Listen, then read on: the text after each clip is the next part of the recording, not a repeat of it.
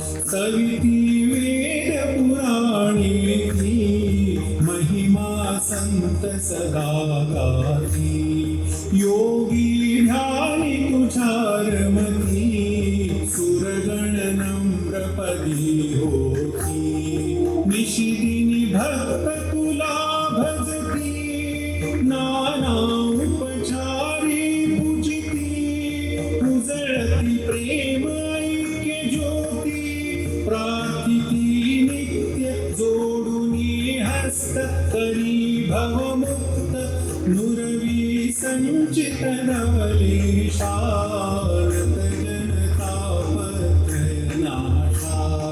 जय जय शंकर गौरीशा आरती करितो जगदीशा.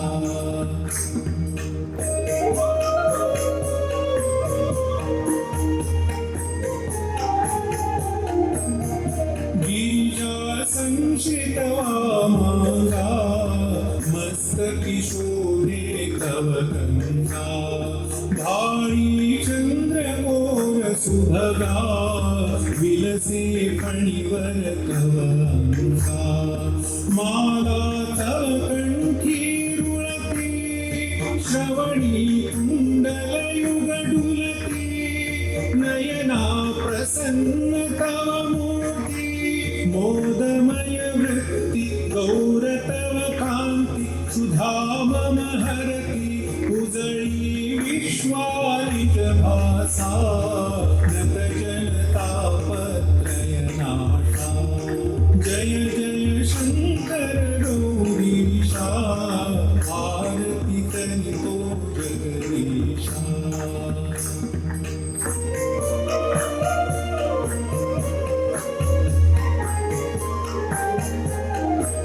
मंथनी हलाहल निघता सहनन होई ते जगता बहुनी त्रिभुवन दाहकथा द्रवले चित्त तुझे दाता प्राशुनी गरळ तुआ सगळे विश्वातापमुक्त केले सुखमय जीवन त्यागी धले नील तव कंठ म्हणून नीलकंठ नाम विख्यात शोभे दृष्टिमणी सरिसा नत जनतापत्रय नाशा जय जय शंकर गौरीशा आरती करितो जगदीशा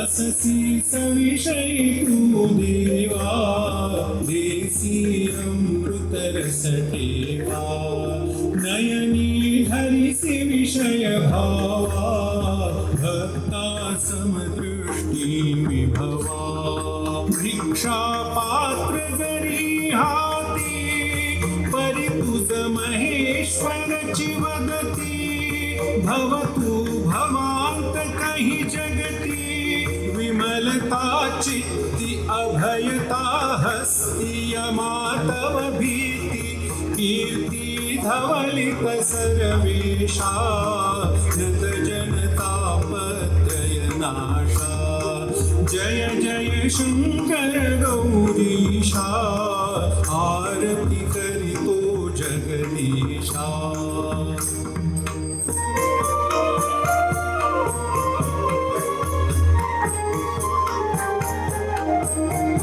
वदती नेति श्रुतिः शास्त्रे हुंडिति नितसाही सकलाथांग तुझा नाही परितो योगी तुझ पाही व्यापुनी जडचर विश्वासी अधिकची दशांगुले उरसी वससी भक्त हृदाकाशी अतर्क्य घटना कळेना सुमना कैसे याचना करी मम हृदयाब्ज विकासा नत जनतापत्रय नाशा जय जय शंकर गौरीशा आरती करितो जगदीशा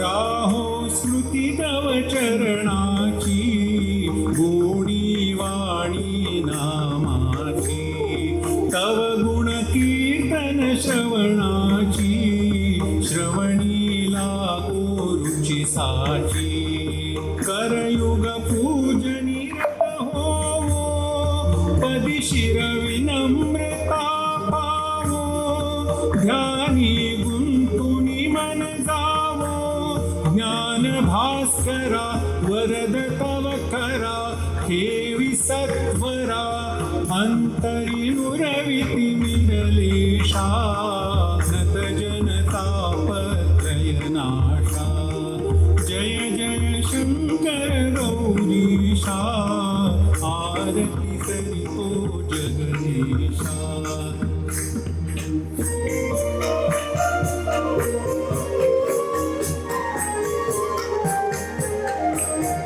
माया अंबा तव शक्ती पुरुषत्व तूती प्रकृती अवघे विश्व तुझी मूर्ती सत्यची अद्वय या जगती भासे द्वैत जगी भ्रांता नच त्या परमापी सत्ता देही त्वत्स्वरूपी स्थिरता विनवी हा दास पदी तव शीश पुरवी मम आस सच्चित सुखरन परमेशा सत जनतापत्रय नाथा जय जय शंकर गौरीशा आरती करितो जगदीशा जय जय शंकर गौरीशा आरती करितो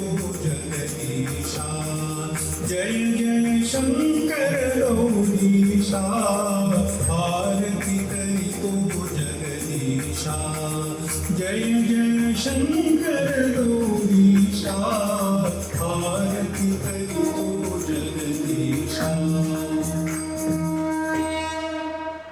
गुरु साक्षात् परब्रह्म तस्मै श्री गुरवे नमः.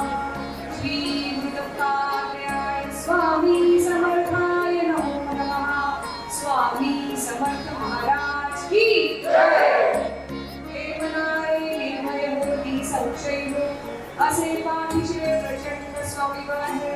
कृतगामी कार्य अद्भुत है अशक्य ते शक्य करतील स्वामी. जे ते स्वामी चरणा सेवळे काय तेथे भक्त प्रारब्ध स्वयधर्मी हिमाय न देई त्याला तरी जगाड नसे भीती करणो की त्याला भय हे कळेल घेताच नाम स्वामीचे आहे जरुरी स्वामीच शक्ती आहे. जन्म मृत्यू मागे असे जगी ज्याचा श्रद्धा ठेवे स्वामी मंत्रावरी त्या विना कसा रे घोषील त्याचा भक्त ते कात आपणा सदैव तेच हात ते केल स्वामीच साथ नको धावू हेच स्वामी तीर्थ होय भय भय मुक्त आहेत स्वामीच या नाशिवंत देहात आठवले प्रचिती घेऊन या भेटी न वंचिती तुला हे स्वामी समर्थ अनन्यांचे तैत्वमाये जनावरी वासते तेषां नित्यवृत्तानां योगक्षेम पाहम्या श्री स्वामी चरितार्थ. यू नकोस तुझ्या पाठी. श्री स्वामी समर्थ. आता आपल्या शुभ सोहळ्यासाठी सुरुवात होत आहे. सर्वांनी स्थानपन्न व्हावे.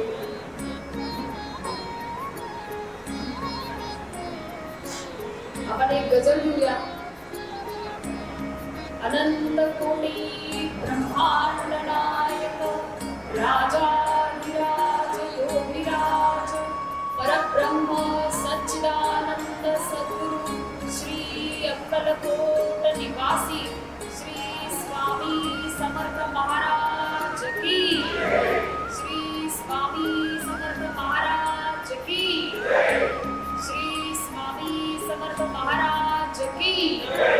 देवांनी नगारा वाजवला आणि खुश होऊन महाराजांनी त्यांच्या हातावर टाळी मारली आणि नानांच्या हातावर सोडून घातली. नानांनी पळवलेला तो नगारा आजही शेतकऱ्यांतील दर्ग्यावर आपणास पाहावयास मिळतो. श्री स्वामी समर्थांसारख्या अवतारी देवकी वास्तविक देवदेवांच्या अधीन नसतात.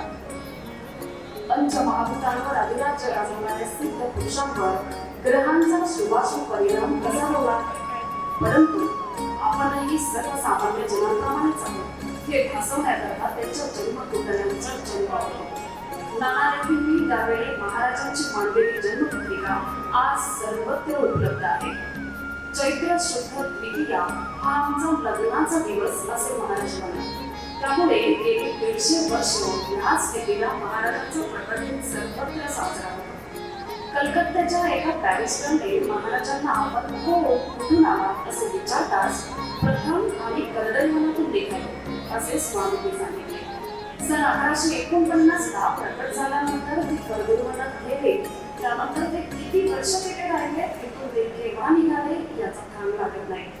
कर्दळीवनातून निघाल्यापासून आसेतून ते हिमाचल सुमारे 650 वर्षांच्या भ्रमंतीनंतर ते महाराष्ट्रात म्हणजे मुंबईत दाखल झाले. 25 वर्ष महाराज मुंबईत होते. त्यानंतर कल्याण, पळसगड, पुणे, मग पुढे 12 वर्ष मंगळवेढा, विदर्भ, माणिकनगर, मोहोळ, सोलापूर अशी विविध क्षेत्रे भ्रमंतीकडे 1856च्या ललिता पंचमीला ते अक्कलकोटाला अक्कलकोटमध्ये खंडोबा मंदिरात दाखल झाले.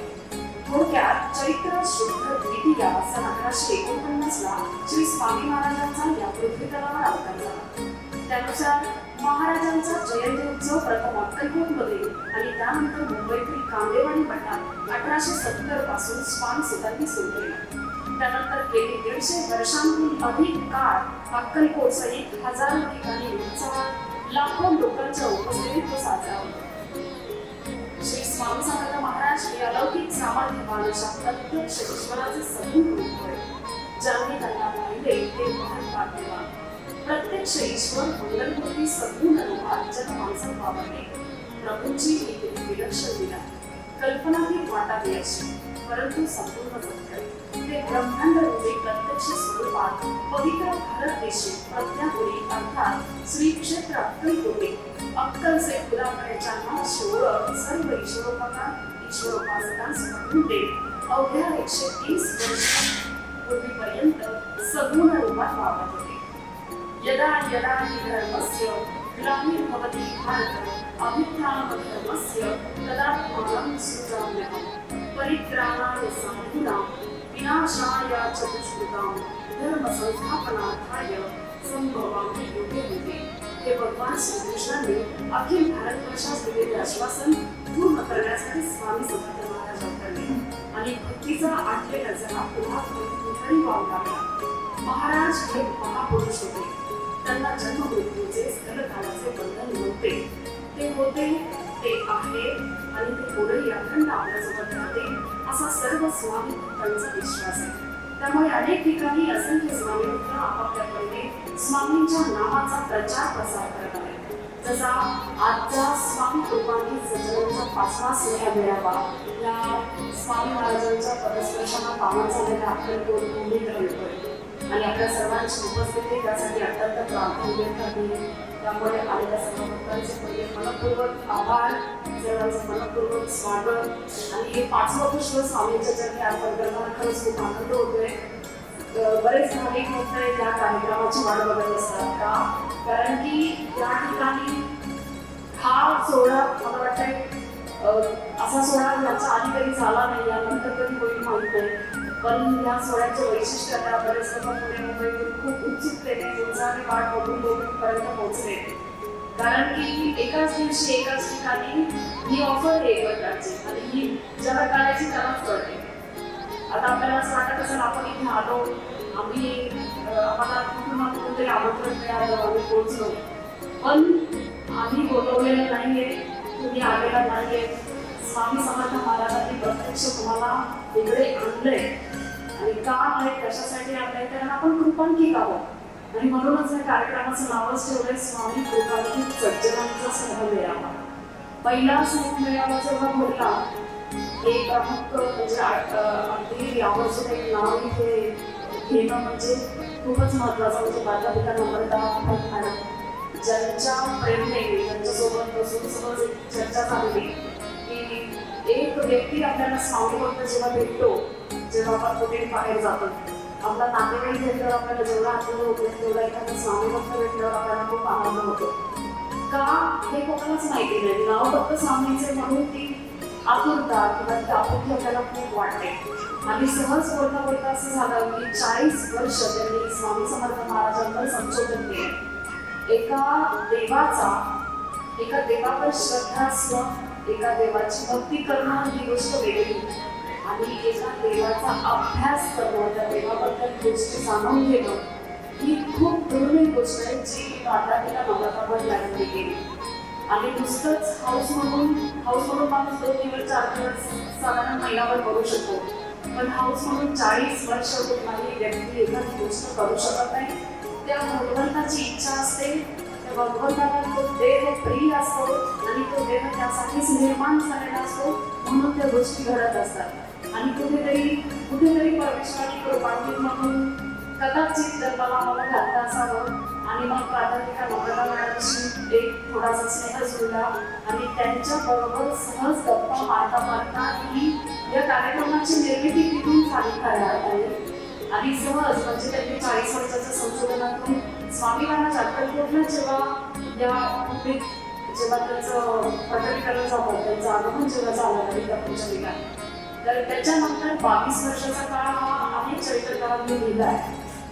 22 वर्षाचं स्वामींचं देहरूपी वास्तव्य अक्कलकोटमध्ये कसं होतं, त्यांची दिनचर्या कशी होती, त्या 22 वर्षात किती सेवेकरी त्यांच्या सेवेसाठी उपस्थित होते, किती सेवेकरांना त्यांनी सेवेला प्रवृत्त केलं, अशा बऱ्याच हकीकती आहेत आणि बरेच सेवेकरी 22 वर्षाच्या काळात आहे.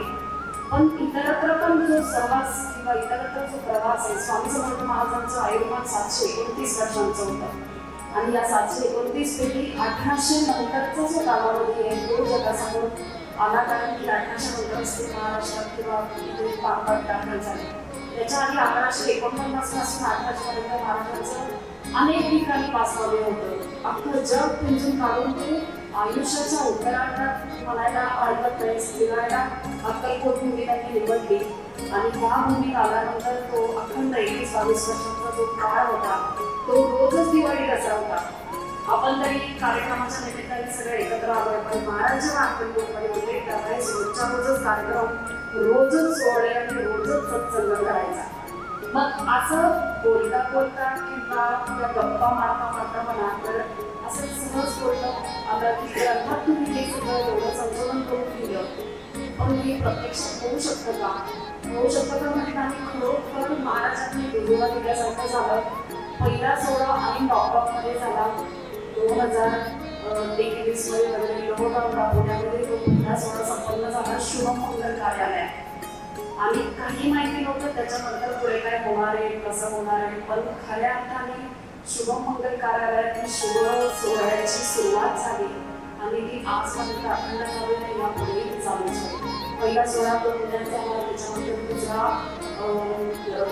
ठाण्यामध्ये गडकरी कंटाळकरचा झाला, त्याच्यानंतर तिसरा दादरला झाला शिवाजी नाट्यमंदिरला, पुन्हा चौथा पुण्याच्या पुण्यामध्ये गणेश कलाकार मंडळात झाला आणि हे 5वं पुष्प स्वामींच्या चरणी साक्षात स्वामींच्या भूमीत समर्पण होणं म्हणजे आताही खरंच म्हणजे विश्वास नाही होतो की आपण अक्कलकोटला आहोत का, कारण की याच्या आधीचे 4 वर्ष अक्कलकोटची भूमी पुणे मुंबई ठाण्यामध्ये येत होते आणि आज महाराजांनी आपल्याला अक्कलकोटला आणल्याने हा सोहळा इतका म्हणजे पालखी आणि वगैरे सगळं नियोजन मंदिराने असताना अचानक ठरलं आणि सगळ्यांची उपस्थिती यासाठी खूप महत्त्वाची ठरते. कार्यक्रमाला आता जास्त वेळ नाही होत, आपण पुढच्या दिवशी वाटचाल करूया. आज अजून एक महत्त्वाची गोष्ट जी खरोखर कधी कधी आपण श्रद्धेपोटी किंवा स्वामी महाराजांच्या प्रेमापोटी आपण खूप गोष्टी ऐकत असतो, वाचत असतो, बघत असतो आणि तो वेळ सहज निघून जात असतो, आपल्याला माहीत नसतं. आणि आजची इतकी महत्त्वाची गोष्ट की महाराजांचे अति प्रिय असणारे सेवेकरी जे बाळाप्पा महाराजांना सगळेच प्रिय होते, आपण पण प्रिय आहोत म्हणून आपण आज या सोहळ्याचे सहभागी, या सोहळ्याचे भाग आहोत.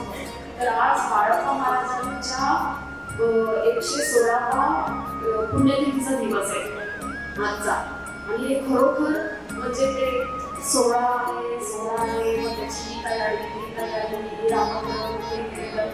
या सगळ्या गोष्टींमध्ये जाणीवपूर्वक म्हणण्याच्या ते विसरून गेलं आणि कार्यक्रमांची ही तारीख फिक्स झाली तरी माहिती नव्हतं की आता थोड्या वेळापूर्वी म्हणजे आज बाळाप्पा महाराजांची 116वी पुण्यतिथी.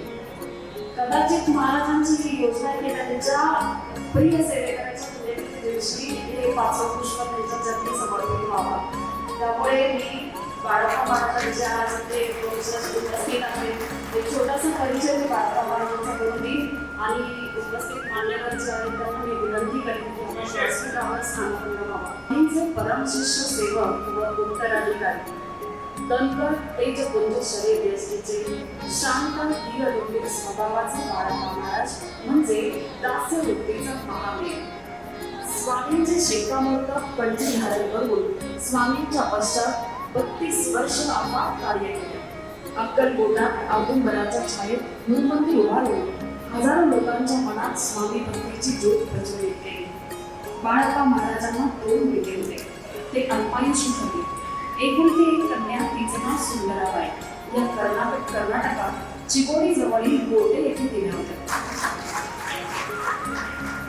मी जयंत काकांना विनंती करेन की आपण व्यासपीठावर यावं आणि पारप्पा महाराजांच्या आज नारायण काका आपल्या सोबत आहे, तर आपल्या हस्ते त्यांचा सन्मान करा.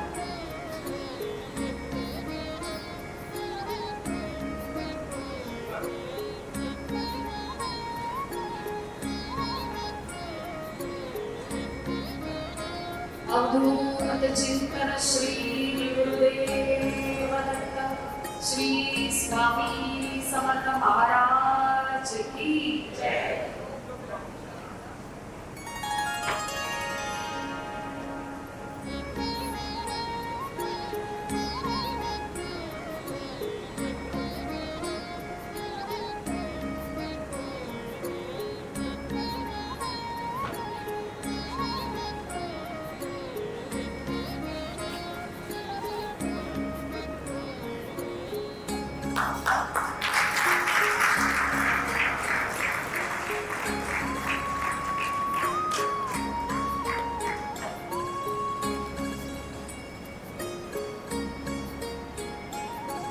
अक्कलकोटात मोठ्या भक्तिभावाने नांदत आहे ते म्हणजे राजोपाध्ये घराणे.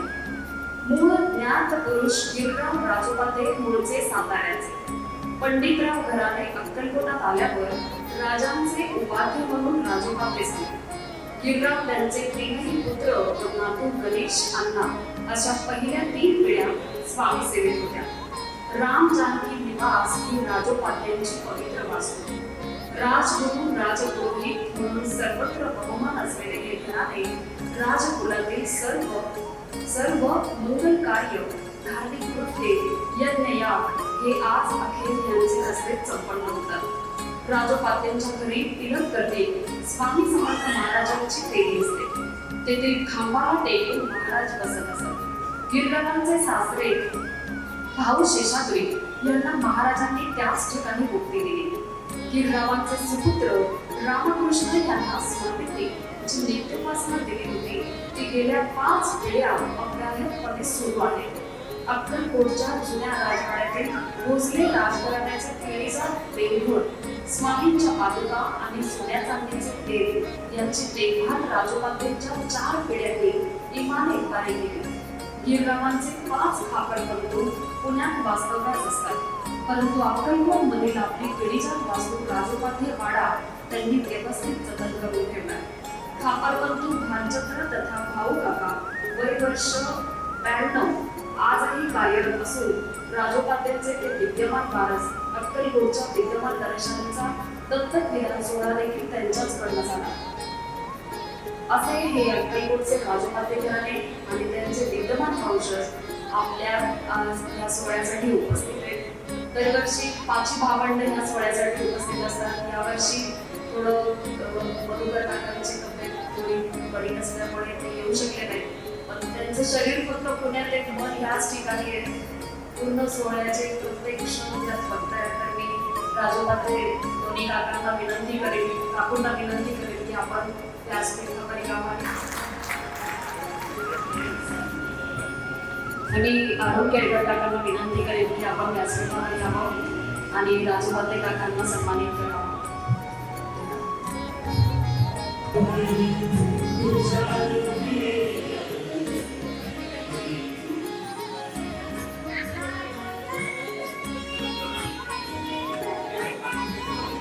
अवधूत चिंतन श्री गुरुदेव दत्त श्री स्वामी समर्थ महाराज की जय.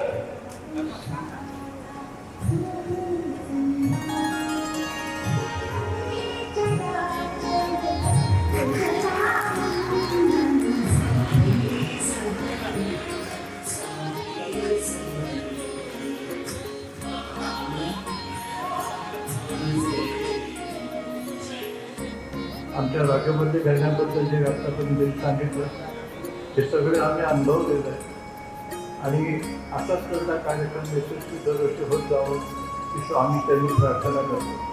मला अभिषेकचं कौतुक वाटतं की ठाण्यात जाऊन पुण्यासारख्या ठिकाणी जेव्हा अक्कलकोटच्या स्थायिक होत हे जे कार्यक्रम आयोजित करतात याबद्दल खरोखरच माझ्या दृष्टीने स्वामी त्यांच्या पाठीच्या आमच्या साक्षी होईल याबद्दल माझी खात्री आहे.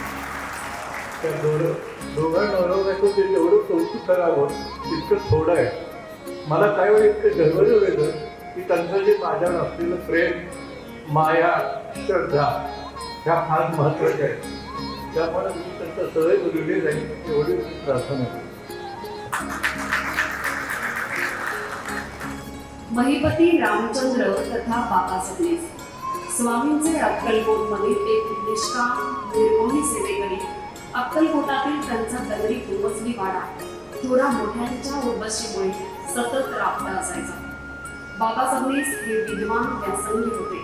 अक्कलकोट संस्थांमध्ये अधिकारी पदावर असलेल्या बाबांनी विरक्ती येऊन ती नोकरी सोडली आणि माणिक नगरला धाव घेतली. तिथे प्रभू राम, प्रभू दरबारात स्वामी समर्थ महाराजांचे प्रथम दर्शन घेऊन बाबा सबनीस स्वामींच्या सेवेत रुजू झाले. ते अगदी अखेरपर्यंत सुमारे 22 वर्ष स्वामींच्या सोबत सावलीसारखे असलेले बाबा हे अन्य सेवेकरांपेक्षा वेगळे होते. त्यांना स्वामींकडून अनेक गोष्टींची अपेक्षा कधीच नव्हती. होती ती फक्त ज्ञान आणि लालसा, आत्मोद्धाराची तळमळ, विविध धर्मग्रंथांचे वाचन, मदन, शास्त्र चर्चा, सत्संग यात ते दंग असायचे. महाराजांसाठी वस्त्रे केली, आसने तयार करीत, सुगंधी द्रव्य, अत्तरे बनवीत. रात्रीच्या वेळी महाराज झोपले हे किती महत्वाचे आहे सगळ्यांनी लक्षात येत आहे का? स्वामी समर्थ महाराज रात्री झोपले की त्यांचे दोन्ही पाय आपल्या मांडीवर ठेवून स्वच्छ करून पायात रुजलेले काटे हळुवारपणे काढले. स्वामींच्या आज्ञेनुसार बाबा सबनीसांनी संपूर्ण गीता हस्तलिखित केली. पुढे त्यांना तो छंदच जडला. गीतेच्या 100 प्रती हाती लिहून त्यांनी स्वामींच्या आज्ञेनुसार ठराविक व्यक्तींना भेट म्हणून दिल्या. स्वामींनी दिलेल्या चंदनी पादुका आणि गीतेच्या हस्तलिखित 4-5 प्रती त्यांच्या वंशजांकडे आजही आहेत. बाबा सबनीसांचा वंशवृक्ष मोठा असून गेली 50 वर्ष पुण्यात स्थायिक असलेली त्यांची खापर पणती शोभना शंकर सबनीस बागायतकर या प्रतिनिधी स्वरूपात आज इथे उपस्थित आहे.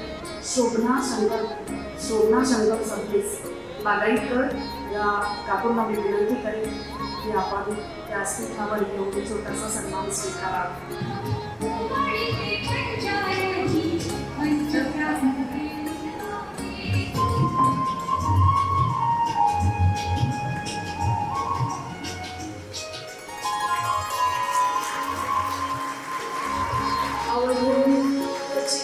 श्री गुरुदेव दत्त, श्री स्वामी समर्थ महाराज की जय.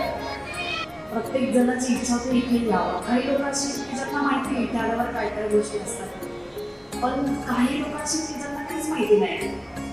काही काही असेल की आम्ही अक्कलकोट आलोय पण ते बाहेर तुमचं काहीतरी बघितलं, विचारलं, त्याच्यावर पाहून गेला आणि तुम्ही जे सांगितलं तर आम्हाला असं वाटलं की स्वामींचं दर्शन आम्हाला इथून झालं असं समजा माहिती. कारण की महाराजांची इच्छा असते तेव्हाच आपण एखाद्या ठिकाणी पोहोचतो आणि खरोखर त्यांची इच्छा असल्याशिवाय काहीही होत नाही. ह्या सोहळ्याचं हे वैशिष्ट्य आहे की इथे येणारा आणि इथे प्रत्येकजण जो येतो, आता आपल्याला असं वाटत असेल की अरे हे परत हे का सांगतात, ते महाराजांनी ठरवलं, महाराजांनी आणलं. तर ही पावलोपावले आम्हाला आलेली प्रचिती आहे आणि उगीच काहीतरी सांगायचं म्हणून आणि हे नाही आहे. तर इथे आलेल्या प्रत्येक व्यक्तीला स्वामी समर्थ महाराजांमध्ये ती गोडी आहे, ते प्रेम आहे आणि जिथे नाव स्वामींचं आहे तिथे माणसाला अचानक ते वेगळीच जादू आहे, ते एकदम आकर्षित होऊन जातं. आता त्या काळाचा जर विचार केला, जेव्हा त्या 22 वर्षांचा काळ जर बघितला तर प्रत्येक सेवेकऱ्याबद्दल महाराजांनी एक वेगळी बिरुदावली लावली. महाराजांना लावली ही गोष्ट वेगळी, पण महाराजांनी पण आपल्या प्रत्येक सेवेकराला एवढंच प्रेम, प्रत्येक सेवेकराला वेगवेगळं काम, प्रत्येक सेवेकराकडनं करून घेतलेले वेगवेगळ्या ज्या गोष्टी आहेत ह्या जर बघितल्या तर एका सेवेकरांचे चरित्र जर वाचू आपण तर आपल्याला खरोखर म्हणजे आपण आयुष्य आपलं कमी पडेल इतक्या गोष्टी आहेत. मग त्यातला एक छोटासा काय आपण प्रयत्न करू शकतो. आता आपण 150 वर्ष मागे तर जाऊ शकत नाही आणि आजकालचं आयुष्य आपण इतकं चांगलं जगतोय, इतकं चांगलं अन्न खातोय, त्यामुळे पुढचे 10 वर्ष पण आपण कसे असू किंवा 40 वर्ष असू का नसू आपल्याला पत्ता नाहीये. त्यामुळे हे धर्मसंकीर्तन आहे. महाराजांनी वेळोवेळी त्या वेळात पण स्वामी महाराज सांगायचे की महाराजच काय, कुठल्याही आपल्या पुराणशास्त्रात तुम्ही जर बघाल तर ज्या ठिकाणी कुठला सामूहिक सोहळा असतो, ज्या ठिकाणी देवाचं नाव, मग ते स्वामी असो, शंकर असो, गणपती असो, कोणीही असो, ज्या ठिकाणी देवाचं नाव घेतलं जातं त्या ठिकाणी आपण आवर्जून जावं. आणि आपण जर गेलो तर ती आपली एक अकाउंटमध्ये बॅलन्स आपला सेट होतो. पण तो बॅलन्स काय आपण असा ओढून काढून सेट करू नाही शकत. जे आपण आपल्या आत्ताच्या आयुष्य जगात ते जगतोय की दिवसभर 8 तास 10 तास काम करायचं. आता इथं थोडे ज्येष्ठ श्रेष्ठ लोक आहेत, सगळे वरिष्ठ लोक आहेत, प्रत्येकाने जास्त ऊन पाऊस बघितले. मी इथं उभे राहून काही थोडीफार बोलू शकते, पण मी त्या बॅलन्सची गोष्ट करते की जी आपण सहज मिळवू शकत नाही. ती परमेश्वराची पण इच्छा असावी लागते. आणि आपली ती पुण्याई कुठली फक्त या जन्माची नाही तर आपल्या पूर्व आयुष्यात पूर्वजन्मात आपण केलेलं ते काही छोटं मोठं चांगलं कर्म असेल, त्या कर्मामुळे आपल्याला चांगला सहयोग मिळतो, चांगली भूमी मिळते, चांगले सहकारी मिळतात. आणि त्या सहकारी मिळतात म्हणजे ते कुठेतरी देवाला मान्य असतं आपण जे करतोय ते. आज आवर्जून एक गोष्ट सांगायची झाली तर बघा, घरात आपल्या 2 पाहुणे येतात असतात तर आपली किती लगबग असते. आता पुरुषांना एवढा अनुभव नाही, पण महिलांना आहे. पुरुषांना बाहेरच आहे, नाही असं नाही तर पुरुष निघून जायचे सगळे. खूप अनुभव असतो पुरुषांना, पण खूप बाहेरच आहे. पैसे द्या, सामान घ्या, घरी आणून द्या. पण बायकांची लगबग किती असते, सगळं स्वच्छ ठेवा, नीटनेटकं ठेवा, कुठे उठणार बसणार हे सगळं. पण ते घरचं असतं, 2-4 लोकांपर्यंत मर्यादित असतं. पण असे जेव्हा सोहळे करायचे असतात तेव्हा एखाद्या व्यक्तीच्या मनात हे फक्त येतं आणि ते पूर्ण करण्यासाठी परमेश्वर स्वतः कोणाच्या रूपात येऊन ती मदत करत असतो.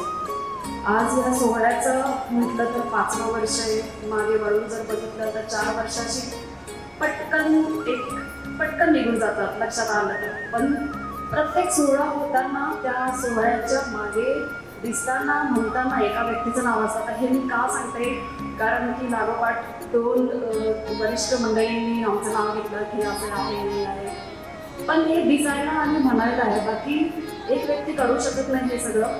कार्यक्रमाची सुरुवात आज 4-8 तास कार्यक्रम चालेल, पण त्याच्या मागची जी मेहनत आहे, त्याच्या मागचं जे सगळं ते जे बोलतो ना आपण साहित्य जे जमा करायचं असतं किंवा उपवास बारीक सारीक गोष्टी असतात, तर या सगळ्या गोष्टींसाठी जी कसोटी असते ही पहिली गोष्ट तर काय, मुंबई पुण्यात जेव्हा होत असतात ती आपल्याला शहरात आम्हाला सवय आहे की पटकन एक फोन केला की सगळ्या गोष्टी हजर होतात.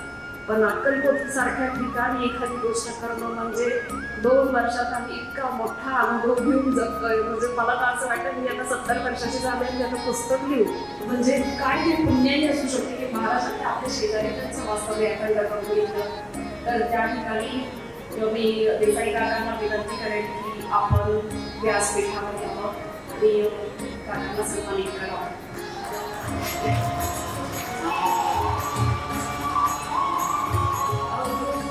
चिंतन श्री गुरुदेव दत्त श्री स्वामी समर्थ महाराज की.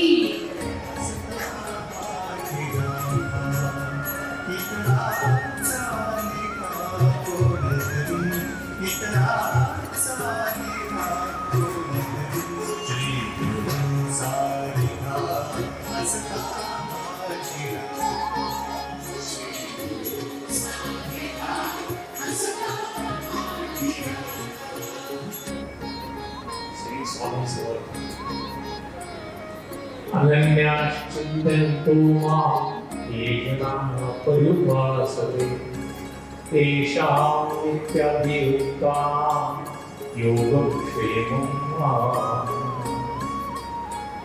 काय योग असेल मला माहित नाही. निगम जोडीच्या माध्यमातून हे 2रं वर्ष माझं या ठिकाणी यायचं. गतवर्षी पुण्यामध्ये झालं आणि यावर्षी इथे. मी महाराष्ट्र देशपांडे उर्फ नानासाहेब महाराजांचा पणतू.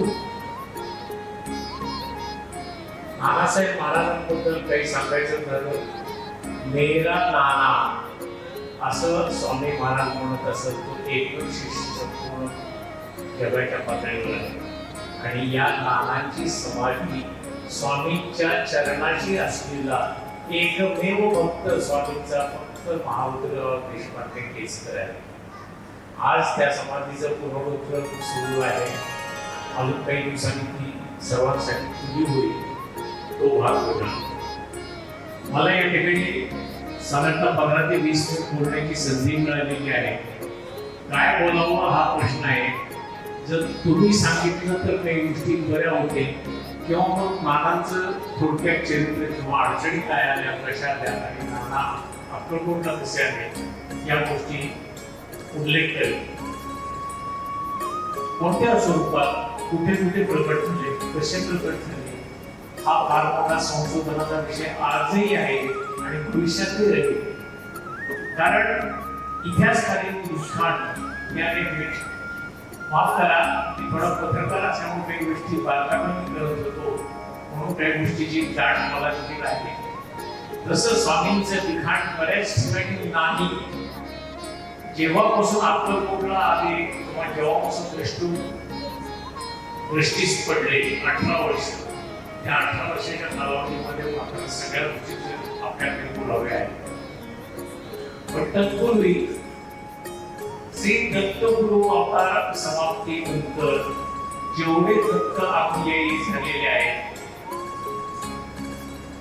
किंवा दत्तचे अवतार झालेले आहेत ते प्रतिनिधित्व ते सगळे स्वामी समर्थांनी दिलेले आहेत असा पुरावा आम्हाला मिळालेला आहे. आणि अनेक ठिकाणी ते पुरावे समोर परिस्थितीजन्य उपलब्ध झालेले आहेत. अनेक लेखकांनी सुद्धा त्यावर नोंदी केलेल्या आहेत. त्यात मी आवर्जून अलीकडचं नाव घेतो ते नम्रता प्राध्यापक नम्रता पुस्तकच एवढं मोठं आहे, प्रचंड आहे की हात अवघडून जातोच. पण ज्यावेळेला प्रत्येक पान वाचायला सुरुवात करतो त्यावेळेला अंग थरारून येतं, डोळ्यातून आसवे दूर लागतात. एक महिला संपूर्ण भारत देशाचं भ्रमण करते, त्या त्या ठिकाणी जाते आणि बारकाव्याने अभ्यास करून लिहिते. खरंच या महिला शतशः म्हणतात. पण स्वामी महाराजांची कृपा, स्वामी महाराजांनी तिला साक्षात दर्शन दिलं आणि स्वामी महाराजांची कृपा कशी व्हा हे शेवटचं पुस्तक जे तिने लिहिलं 800 मानाने महाराज नावाचं, जे प्रचंड मोठं आहे. हे पुस्तक लिहिल्यानंतर 6 महिन्यामध्ये स्वामी महाराजांनी तिला आपल्याकडे बोलवलं. योग असतात, अनेक अनुभूती आहेत. मला तर अनेक वेळेला प्रत्येक एकच सांगतो. स्वामी महाराजांनी मला सांगितले तुला तो दृष्टांत दिलेले आहे ते इतरांना सांगण्यासाठी नाही, पण 2 दृष्टांत जगन्नियत आहेत, जगन्नियत आहेत आणि त्याचे फोटो सुद्धा काही ठिकाणी काढलेले. एक मंडळीमध्ये पुण्यामध्ये तो एक अनुभव आहे, त्याचा फोटो उपलब्ध आहे. आणि एक माझा स्वतःचा सांगतो.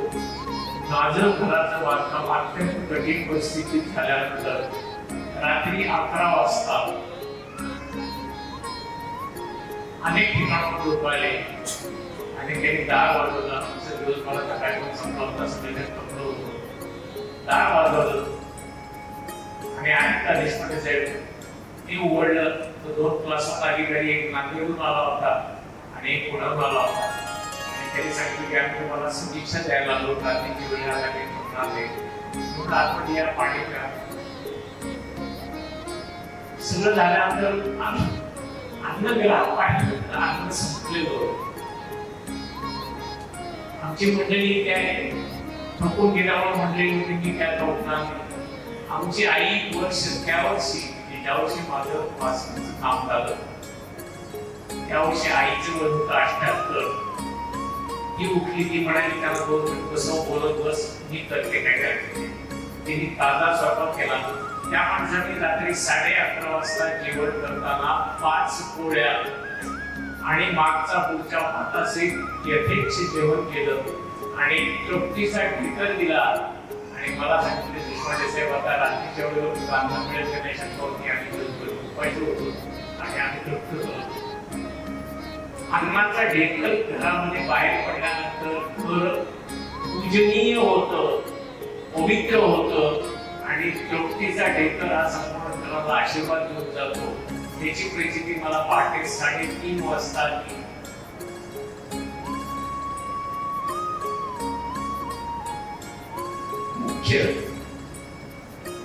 मुख्य दारामध्ये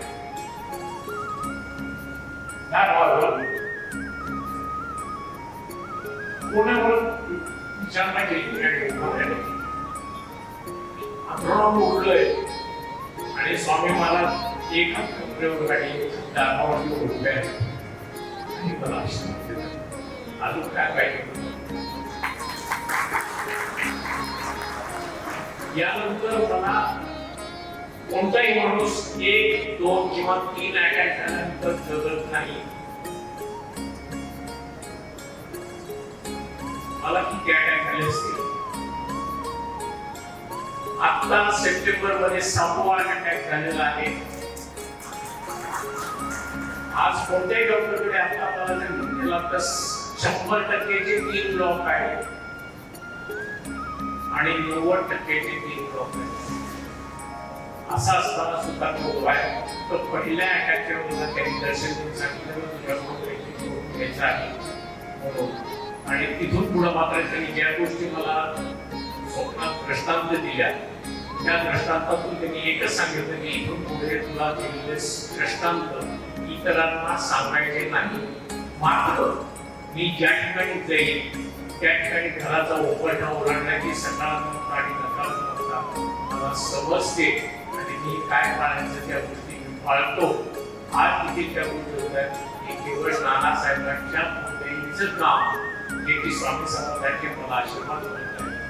धन्य धन्य आहे आमचं पूर्ण देशपांडे परिवार. आणि आपण त्या ठिकाणी मोदींनी मला बोलवून सत्कार केला, माझा सन्मान केला त्याबद्दल आपल्या सर्वांचे धन्यवाद. श्री स्वामी समर्थ. गोपाळ बुवा केळकरांनी आपला मोर्चा चिपळून मार्कंडेकडे वळवला. स्वामींनी दिलेला दंड पादुकांची विधिवत स्थापना करून मार्कंडी मठामार्फत स्वामी भक्तीचा ध्वज कोकण प्रांतात अखंडपणे प्रकट ठेवला. अत्यंत व्रतस्थपणे जीवन जगलेल्या गोपाळ बुवांचे एक महाकार्य म्हणजे बखर. ठिकठिकाणी घडलेल्या स्वामी बिना चमत्कारांचे त्यांनी केलेले संकलन मूळ मोडी असलेले, मोडी म्हणजे मोडी भाषेमध्ये असलेले, मोडी लिपीमध्ये असलेले हे चरित्र मराठी भाषांतरित झाले आणि या बखरीच्या रूपाने स्वामी समर्थ महाराज महाराष्ट्राच्या कोणाकोपऱ्यातून उजळून निघाले. गोपाळबुवांनी प्रज्वलित केलेली स्वामी भक्तीची ज्योत त्यांच्या पुढील पिढ्यांनी आज अखेरपर्यंत पाजळत ठेवलेली. गोपाळबुवांचे पंतू श्री अरुण केळकर हे पुण्यामध्ये CA असून आज आपल्यामध्ये आपल्या विनंतीला मान देऊन उपस्थित आहेत. तर मी अरुण केळकर काकांना विनंती करेन की आपण व्यासपीठावर यावं, छोटासा सन्मान स्वीकारावा आणि आपले मनोगत व्यक्त करावे. अनंत कोटी ब्रह्मांड नायक राजाधिराज योगिराज परब्रह्म सच्चिदानंद सद्गुरु श्री अक्कलकोट निवासी श्री स्वामी समर्थ महाराज की जय.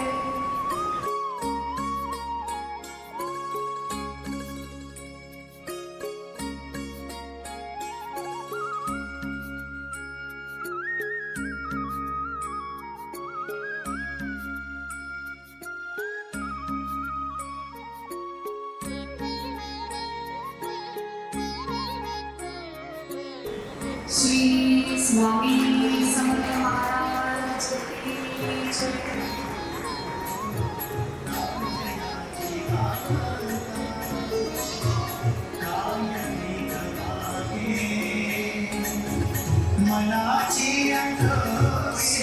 आज हा फार छान योग आला.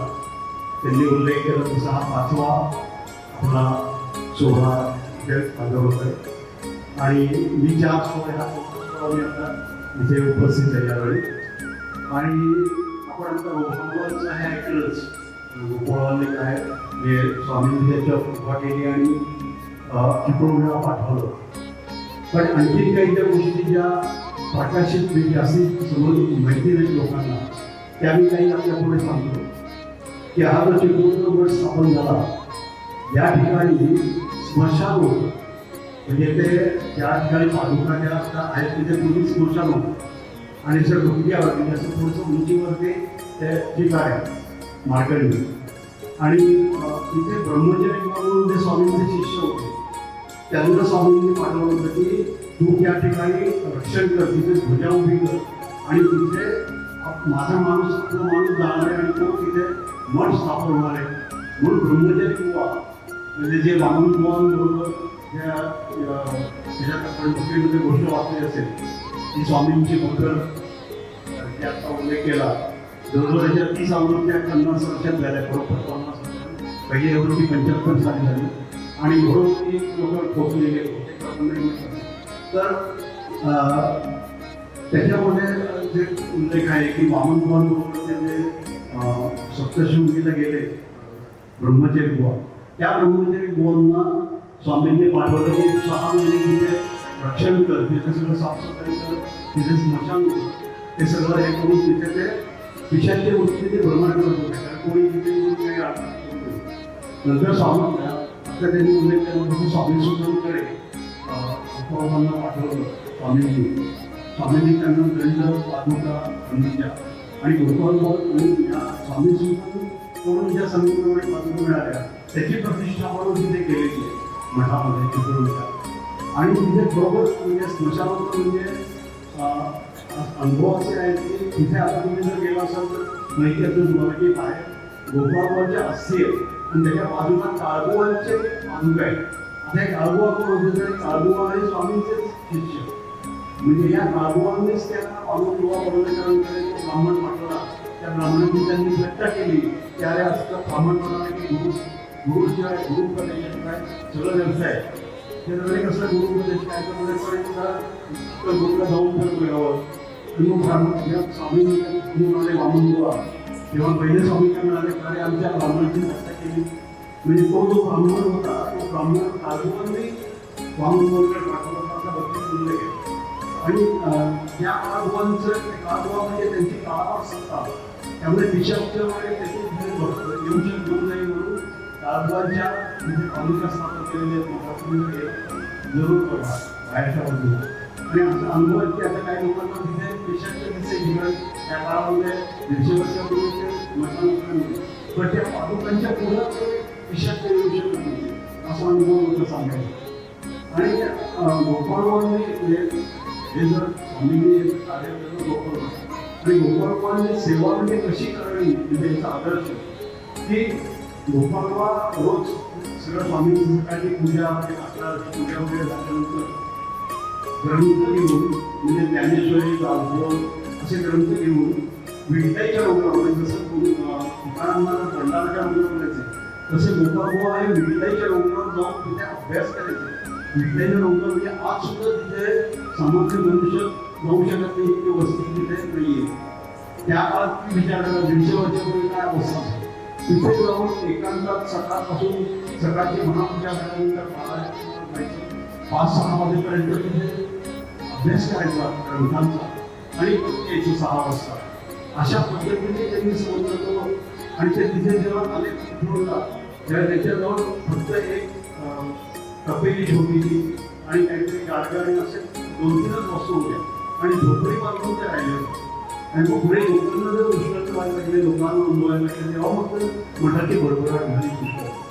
आणि मग गोपाळबाबांना असं जेव्हा स्वामींनी देव ठेवल्याचं कोणतं कळलं तर त्यावेळेस काय असं आजच्यासारखी साधनं नव्हती. गोपाळबाबांनी स्वामींचं देह ठेवल्यानंतर त्यांना असं वाटतं की आता आपण आता देह ठेवावं म्हणून मग त्यांनी असं प्रायोपदेशन त्याला म्हणतात की अन्न पाणी आवश्यक आहे हे सोडून गेलं. त्यावेळी स्वामींनी दृष्टांत सांगितलं की अरे मी नुसतं देहाने गेलोय मी आहेच की मी कुठे जात नाही मी फक्त देह सोडलेला आहे त्यामुळे तू असं काही करू नकोस तुला पुढे पुष्कळ कार्य करायचं आहे. आणि मग पुढे 41 वर्ष गोपाळबुवा आहे जगले या स्वामींचा दृष्टांत. आणि मग 1896 साली त्यांना असं वाटलं की आपण इतकं स्वामींचं इथं राहिलो स्वभाव तर त्याचं आपण काहीतरी कुठेतरी लिहून ठेवावं.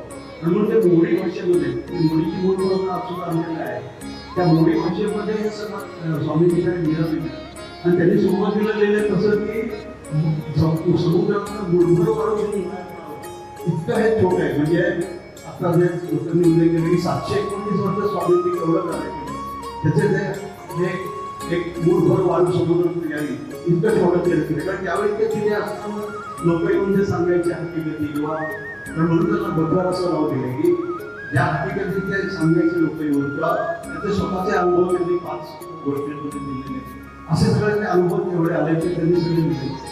आणि अक्षरशः ते अद्भुत आहेत. म्हणजे हे केवळ चमत्कार नाही आहे, हे केवळ ह्या स्वामींचे जे लीला आहेत त्या स्वामींच्या लीलामध्ये हे दाखवून दिले की कुठलीही लीला काढून वाचा की स्वामींचा चमत्कार म्हणजे हे सहज घडत होतं. म्हणजे स्वामी कुठली गोष्ट चमत्कार म्हणून स्वामींनी स्वतः चमत्काराचा निश्चित केलाय. तर त्यामुळे चमत्कार हे घड सहजपणे घडत होतं. आणि त्याचा मुख्य उद्देश काय होता तर सामान्य लोकांना भक्ती करतो. तर एखाद्याकडे पैसा नाही म्हणून तो भक्ती करत नाही, एखाद्याला काय लग्न होत नाही, कुणाला काय नोकरी नाही, अशा अनेक प्रकारचे प्रपंच गोष्टी आपल्याकडे. मग ते लोक स्वामींकडे यायचे. मग ते आल्यानंतर मग त्याची अडचण दूर केल्यानंतर त्याला भक्तीला लावलं. ते कार्य स्वामींनी निश्चित केलं. त्याप्रमाणे पाचवण्याच्या लक्षात येईल. आणि जसं आपण पाचवतो तसं ज्ञानेश्वरी किंवा तत्वज्ञानाचं काही आपण किती वेळा वाचू, 50 वेळा 100 वेळा 500 वेळा वाचले तरी सुद्धा आपल्याला काहीतरी नवीन अनुभूती आहे. आणि स्वामींचे अनुभव तर जे आमच्या मुलांचे इतके आहेत गोपाळपासून आजपर्यंत ते लेंचीला उलट एक पूर्ण पुस्तकच होईल. पण हे खूप अनुभव आहेत. खरं म्हणजे काही गोष्टीच्या घराण्यामध्ये ज्याला आपण खाजगी स्वरूपात राहिलेल्या म्हणतो. पण आता हा इतका छान सोहळा आहे. आपण सगळे स्वामी भक्त आहेत त्यामुळे आपल्यासमोर प्रकटपणे मी सांगायचं झालंच करतो की तुम्ही कशी निष्ठा असते आणि कसं स्वामी नेतात काढून.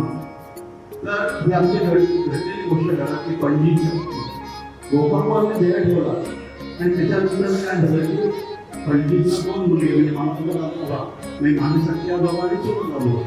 ते दोघं मुलगे घरात ते लहान मुलं 5-6 वर्षाची. तर ते नातवंड. तर हे दोघं कीर्तनाच्या बाहेर निघायचे गावागावी. पण त्यावेळी काही असं काही हे नव्हतं की बाबा फोन केला असं काही संपर्कात साधन नाही. ते एकदा गेले घरामध्ये 15-20 दिवस महिनाभराने सुरुवात करते. त्यामुळे मग एकदा ते असेच कीर्तनासाठी काय पडले दोघंही जण दत्तूबुवा आणि दुसरे माणसूला जाऊ. ते दोघं घरी बुवा ते दोघंही बाहेर पडले. आणि इकडे काय झालं की पंडितना तर त्या पण अधिकारी होत्या गोपाळपांच्या पत्नी. त्यांना असं लक्षात आलं की आपलं आयुष्य संपलेलं आहे आणि आता देहाला अवघड पडणार आहे. माझा प्रश्न असा आला की देह तर ठेवायचा आहे आणि मग सेवेचं काय करायचं. कारण आमच्या इथे ते आमची 150 वर्षात एकही दिवस होता नाही की सकाळची काकडा आरती, दुपारची महापूजा, संध्याकाळची धूपारती, रात्रीचं पंचपदीचं भजन आणि गुरुवार एकादशीच्या जे काही सेवा किंवा उत्सव हे एकही दिवस खंड नाही अशा पद्धतीने चालू आहे. आता ही सेवा म्हणजे त्याच्यात पुरुषांचा सहभाग. पूजा करायची म्हणजे पुरुषांनी करायची घरातल्या शक्यतो. तर मग आता हे सगळं चालणार कसं. आता जर मी जर वेळ ठेवला घरामध्ये लहान 4-5 वर्षाची 2-3 मुलं आणि हे दोघंही बाहेर काय करायचं आता. तर मग त्यांनी त्या आम्ही जे स्थापन केलेल्या संगमरवरी त्याला त्यांनी मिठी घातली पंडितनी. आणि स्वामींना म्हणाले की स्वामी मी तुमच्याकडे आतापर्यंत काही मागितलं नाही. माझ्या नवऱ्याने सेवा केली तुमची ती केवळ सेवा भक्ती या भावनेने केली की तुमचं भक्ती वाढावी, तुमचा प्रसार व्हावा लोकांमध्ये. आणि त्यामुळे आता अशी परिस्थिती आहे की मी आता कोणत्याही क्षण वेळ ठेवणार आणि घरात जर कोणी त्याने भक्ती व्यवस्था केली ना. कारण जेव्हा सुचक येतं त्यावेळेला बाहेरच्या लोकांना कोणातरी समजून पूजा वगैरे सगळी व्यवस्था करावी लागते. ते कसं करणार, कोण करणार. तर तुम्ही काही ते बघा आता मी काही करू शकत नाही असं त्याने प्रार्थना केली. आणि मी काही माझ्यासाठी मागत नाही, तुमची सेवा त्याच्यात खंड पडू नये एवढंच मला मागायचं. अशी प्रार्थना केल्यानंतर आश्चर्य वाटेल की एक दुपारची गोष्ट आणि संध्याकाळी ते दोघं जण कीर्तन म्हणून परत आले. अचानक दोघं भाऊ आणि मग त्यांनी देह ठेवला. म्हणजे हा एक अनुभव मी सांगितला. असे अनेक अनुभव म्हणजे त्या ते सगळे सांगेल. असे असंख्य अनुभव आहेत आम्हाला की आणि हा पंडितचं एवढी श्रद्धा असेल काय हे असेल. 15 दिवस जे त्यांना काही म्हणजे संपर्क नाही, काही नाही, ते दोन्ही मुलगे येऊन मग आईचा अर्थ झाला, त्यांनी सगळी व्यवस्था लावली होती वगैरे. तर अशा अनेक गोष्टी आहेत.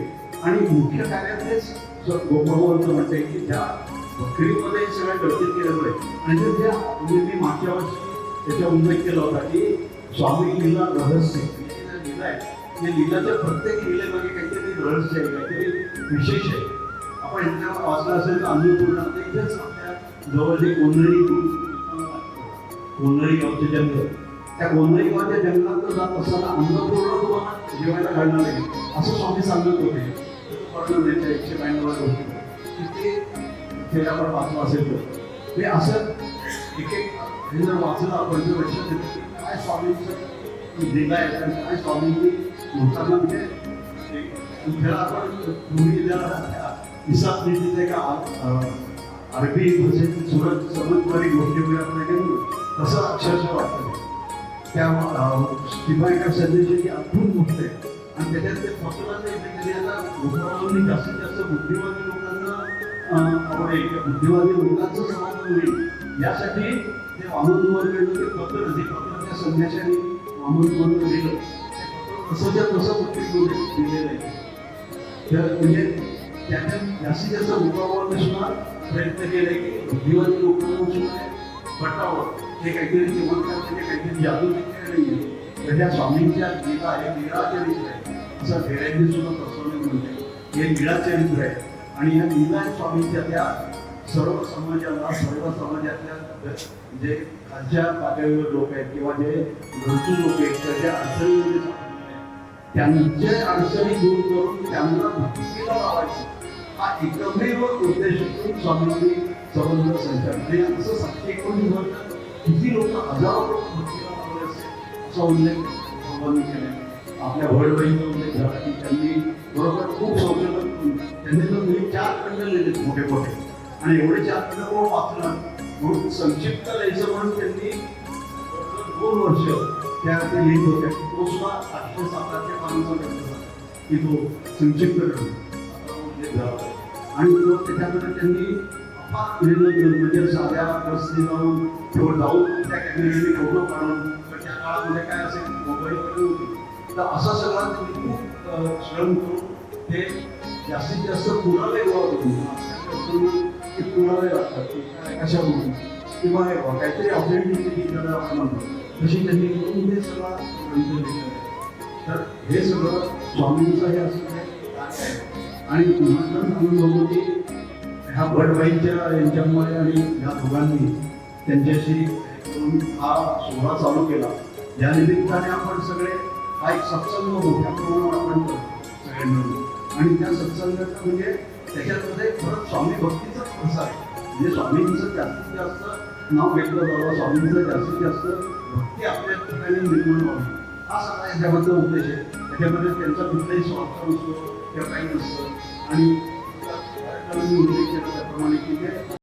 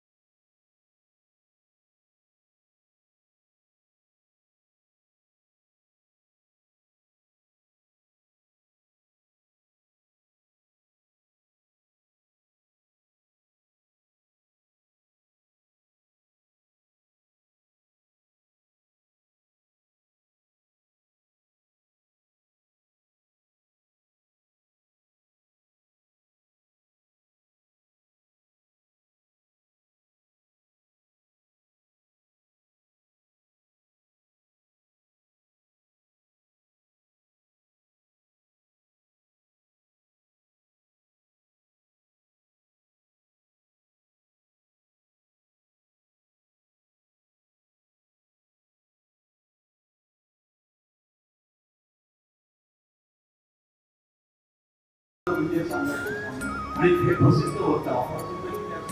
अजून होता नाही. असे अनेक भक्त अनेक हे आणि त्यामुळे स्वामी नामाचा जो महिमा आपण म्हणतो की तो त्याच्यामध्ये आहे. आणि त्यामुळे आपण स्वामींची जे आता कोण सुरुवातीला त्यांनी म्हणूया चिंतन किंवा गीतेतला जो म्हटला श्लोक ते खरोखर स्वामींनी दिलेला 25 वेळा हा श्लोक स्वामींनी देह ठेवल्या म्हणून म्हटलेला आहे. अनन्या चिंतन किंवा जो माझा अनन्य भक्तीने माझं चिंतन करतो, माझी उपासना करतो, त्याचा योगक्षेम मी वाचतो, त्याचं व्यावहारिक एक पण मी वाचतो भाग आणि त्याची पारमार्थिक उन्नती कशी होईल, त्याची पारमार्थिक प्रगती कशी होईल ते पण मी बघतो. असं त्यांनी त्याच्यामध्ये सुचवलेलं आहे. त्यामुळे आपण जास्तीत जास्त या निमित्ताने कसं ठरवूया की आम्ही स्वामींचं थोडं तरी नाम करतो, एक मानवी काय आपल्याला एवढं तरी मी मनपूर्वक घेईन. आणि त्याच्यामध्ये कुठलेही माझा स्वार्थ असणार नाही. पण स्वामींकडे काही मागायचं नसतं. त्यांना तिथे स्वामींच्या समोर उभं राहिली तर सगळी त्याची कुंडलीच्या व्यक्तीची स्वामींच्या समोर त्याला काय आवाय बघतोय, कुठून आलाय, कशा करता आलाय, त्याचे हेतू काय आहे, सगळं स्वामींना कळायचं. तसं आपण स्वामींसमोर उभं राहिली तर लगेच कळतं की तुम्ही किती काय काय व्हावं. त्यामुळे तुम्ही मागायचं काही नसतं, ते देतात, आपण देतात. फक्त आपण त्यांचं स्मरण ठेवायचं.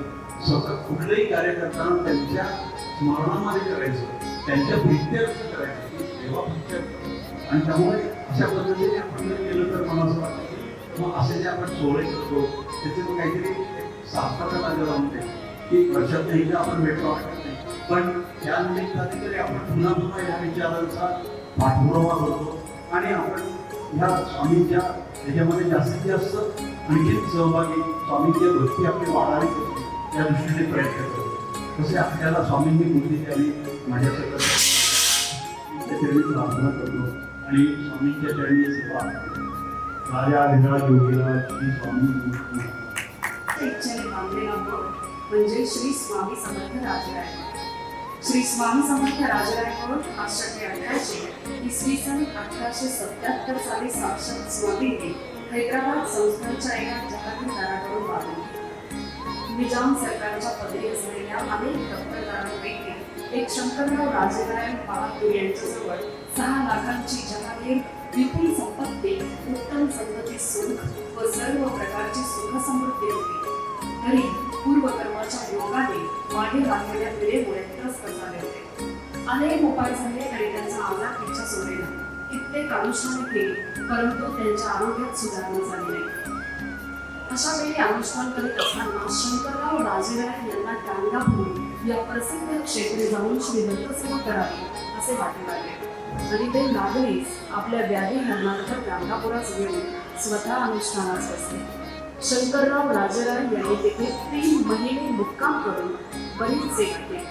त्यानंतर एके रात्री त्यांना अक्कलकोट येथे जाऊन स्वामी सेवा करावी तरच आपली व्याधी बरी होईल असा दृष्टांत झाला. परंतु शंकररावांची स्वामी चरणी भक्ती नसल्यामुळे गाणगापुरात राहून ते अनुष्ठान करीत राहिले. त्यानंतर पुन्हा त्यांना एकदा अक्कलकोटात जावे असा दृष्टांत झाला. तेव्हा मात्र त्यांनी आपल्या मनाशी विचार करून आपल्या पत्नीसह अक्कलकोटात आले. शंकररावांनी अक्कलकोट नगरीत प्रवेश केला आणि पाहताच तिथे सर्वांच्या मुखात स्वामी नाम दिसत होतं. स्वामी कृपेने सर्व मनोकामना पूर्ण होतात अशी ख्याती सर्वत्र पसरल्यामुळे अनेक जण अक्कलकोट येथे स्वामी दर्शनार्थ येत होते. त्यात ब्राह्मण, क्षत्रिय, वैश्य, शुभाधिक अगणित मंडळी, पारशी, यवनादी आणि अन्य धर्मीय भक्त मंडळी येत असत. साधू संत, फकीर, संन्यासी, ब्रह्मचारी अशी भागवत मंडळी गर्दी करून अक्कलकोट नगरी आनंदमय करीत होते. जिथे साक्षात स्वामीरूपी परब्रह्म अवतरले त्याचे महात्म्य हे काय करणार. अक्कलकोट नगरी वैकुंठ धाम म्हणून प्रसिद्धीस आली होती. अशा अक्कलकोटात जेव्हा शंकरराव दाखल झाले तेव्हा त्यांना खूप आनंद झाला आणि मनाला अपार समाधान वाटले. परंतु तिथे स्वामी दर्शनासाठी खूप गर्दी होती. अशा वेळी स्वामींची दर्शन भेट कशी आणि केव्हा घडेल अशी चिंता त्यांना भेडसावू लागली. तेवढ्यात त्यांना स्वामी सेवेकरी सुंदराबाई यांची भेट झाली आणि शंकररावांनी संपूर्ण हकीकत त्यांना सांगितली. त्यांना विनंती केली की माझी व्याधी दूर व्हावी अशी विनंती तुम्ही माझ्या वतीने श्री स्वामींना कराल का. सुंदराबाई द्रव्यलोभी असल्याने त्यांनी शंकररावांकडे काही रकमेची मागणी केली आणि त्या शंकररावांना म्हणाल्या, मी आपल्या सांगण्यानुसार नक्की विनंती करेन मात्र तुम्हाच त्याकरता 2000 रुपये द्यावे लागतील. शंकरराव म्हणाले, आपण हे कार्य जर केले तर मी आपणास 2 नाही 10,000 रुपये देईल हे सत्य मानावे. त्यांचे बोलणे ऐकून सुंदराबाई आश्चर्यचकित झाले. त्यांनी शंकररावांना हातात पाणी घेऊन संकल्प सोडण्यास सांगितला. त्यानंतर स्वामी बसले असताना शंकरराव दर्शनार्थ आले. त्याच वेळी सुंदराबाईंनी स्वामींना सांगितले की हे गृहस्थ कुलीन घरंदाज आहे, मात्र पूर्वार्धामुळे त्यांना ब्रह्मसंबंधाची बाधा झाली आहे, तरी कृपा करून त्यांना व्याधीमुक्त करावे महाराज. सुंदराबाईंचे बोलणे ऐकून स्वामी चटदेशी उठले आणि गावाबाहेर शेकनूर दर्ग्यापाशी आले. त्यांच्या मागोमाग शंकररावही पोचले. तेथील कब्रस्थानावर एका नव्याने खणलेल्या कबरीमध्ये स्वामींनी छाती टाकली आणि ते झोपी गेले. हे पाहून उपस्थित सेवेकरी शंकररावांना म्हणाले, या लीलेद्वारे श्री स्वामींनी केलेली कृती तुमचे मरण चुकविले हे दाखवणारी आहे. आणि स्वामीरायांनी शंकररावांना आज्ञा केली, लिंबाचा पाला वाटून त्यात 10 मिरे घालून ते औषध म्हणून घ्यावे, म्हणजे आपण व्याधीमुक्त व्हाल. स्वामी वचनावर पूर्ण श्रद्धा ठेवून शंकररावांनी औषध घेतले. त्यानंतर 10 दिवसातच त्यांच्या प्रकृतीला आराम पडला. पुढे शंकरराव स्वगृही परतले आणि काही महिन्यात ते ब्रह्मसंबंध बाधेपासून मुक्त झाले. मग पुन्हा ते स्वामी दर्शनार्थ अक्कलकोटास आले आणि स्वामी भेट घेऊन अपार आनंदित झाले. पूर्णतः व्याधीमुक्त झाल्यावर 10,000 रुपये त्यांनी देईल असा आपण जो संकल्प केला होता त्याचे काय करावे असे त्यांनी मठात विचारले. तेव्हा स्वामी म्हणाले, गावाबाहेर मारुतीचे स्थान आहे, तिथे सुनेगच्ची मठ श्री स्वामी समर्थ राजराय मठ बांधावा आणि पादुका स्थापन करण्याची आज्ञा केली. मात्र त्या काळी हे स्थान गावाच्या बाहेर होते, परंतु सध्या हे स्थान गावाच्या मध्यभागी आहे. त्या बाजूस असलेल्या उसाड स्थानी जिथे कोणी राहत नाही तिथे मठ बांधून काय उपयोग अशी शंका काही गावकऱ्यांच्या मनी आली. मात्र त्याच स्थानी मठ बांधावा आणि पादुका स्थापन कराव्या असा हुकूम स्वामी करून पुन्हा येताच सेवेकरी मंडळींनी शंकररावांना ती जागा दाखवली आणि सर्वानुमते त्याच जागेवर सुनेगच्चे मठ श्री स्वामी समर्थ राजराय मठ बांधला गेला. स्वामींनी स्वतःच्या चरणांचे ठसे दिले आणि त्यानुसार पादुका तयार करून घेतली. त्या स्थानी शके 1877 साली गुरु प्रतिपदेच्या शुभदिनी साक्षात स्वामींनी ह्या पादुकांची स्थापना केली. जो कोणी या पादुकांचे दर्शन घेईल त्याच्या सर्व इच्छा पूर्ण होतील आणि त्याच्या सर्व व्याधी नष्ट होतील असे शब्द स्वामींच्या मुखातून आले. आणि आता हाच मठ अक्कलकोटमध्ये श्री स्वामी समर्थ राजराय मठ या नावाने खूप प्रसिद्ध आहे. या मठाबद्दल संदर्भ श्री स्वामी समर्थ चरित्र सारामृत अध्याय 8 आणि 9, श्री गुरुलीलामृत अध्याय 31, 32, 33 आणि श्री स्वामी समर्थ बखर श्री अक्कलकोट निवासी स्वामी महाराजांचे चरित्र भाग 7 यामध्ये या मठाचा उल्लेख आहे. तर या मठात अगदी खूप मनापासून सेवा करणारे आमचे लाडके आदरणीय दोडके काका आणि काकू आज उपस्थित आहेत. तर मी त्यांना विनंती करेल आपण व्यासपीठावर यावं आणि एक छोटासा सन्मान आमच्याकडनं स्वीकार करावा.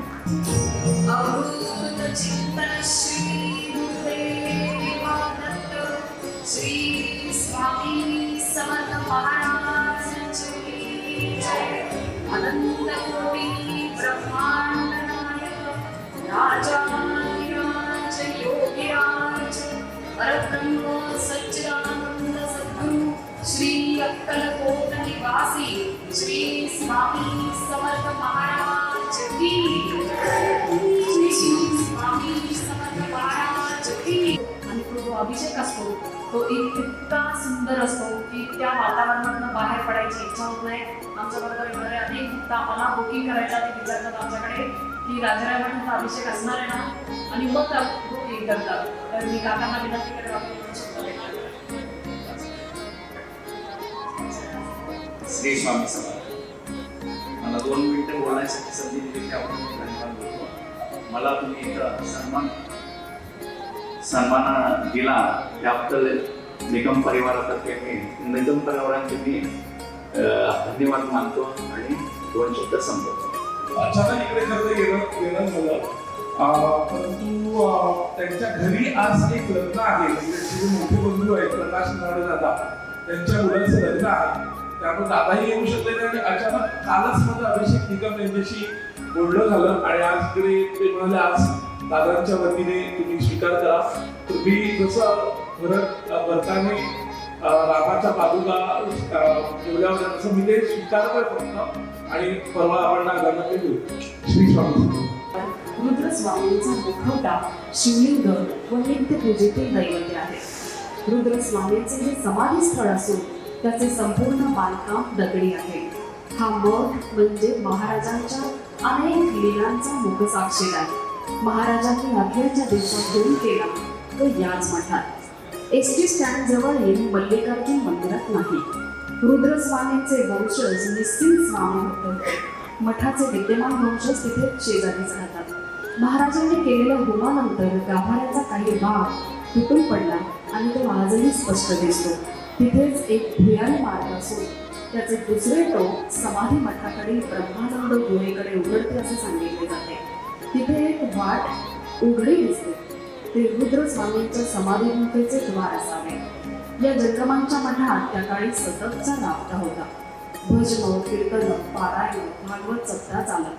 भोजनाच्या पंक्तीच्या पंक्ती उठत. माटे बुवा ठाकूर दासबुवा बावडेकर पुराणे यांची कीर्तन प्रवचन होत.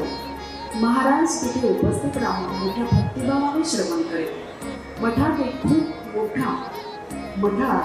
खूप छोटा पण खूप खोल असा एक आड आहे. एका वर्षी तो आटून पाण्याचे दुर्भिक्ष निर्माण झाले. त्यावेळेस स्वामींनी त्याला पाजत ठेवला. तेव्हापासून आज पावे तो हा आड आटला नाही. आजही तो वापरात आहे.